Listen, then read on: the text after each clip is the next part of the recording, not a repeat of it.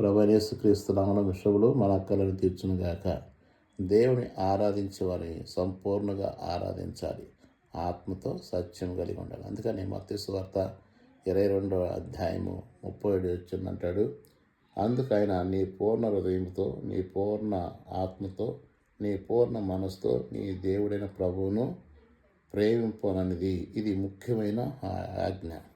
ఏం చేయాలంటే ఆయన్ని పూర్ణ హృదయంతో, పూర్ణ ఆత్మతో, పూర్ణ మనసుతో ప్రభువుని సేవించాలి.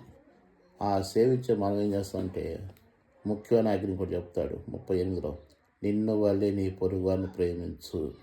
అంటే మనం ఎలా ప్రేమించుకుంటున్నాము, మనం ఎలా గౌరవించుకుంటున్నాము, మనం ఎలా సంరక్షించుకుంటున్నామో ఇతరులను కూడా పట్ల అట్లా ఉండాలని ప్రభువైన యేసుక్రీస్తు వారి మనసు. దేవుడు ఎంత మంచి మనసు అండి. ఆయన అందరి పట్ల ఉపకారి. 145:9 అంటాడు, ఆయన అందరికీ ఉపకారి. కీర్తనలు అంటాడు 149, ఆయన అందరికీ ఉపకారి. మనందరికీ ఆయన ఉపకారమైన దేవుడు. ఆయన ఏం చేయాలి? పూర్ణ ఆత్మతో మనం సేవించాలి, పూర్ణ మనసుతో సేవించాలి, పూర్ణ హృదయంతో సేవించాలి. ఎవరిని? ప్రభువైన యేసుక్రీస్తు అని. అలా చేస్తుడు మనం దీవించబడతాం.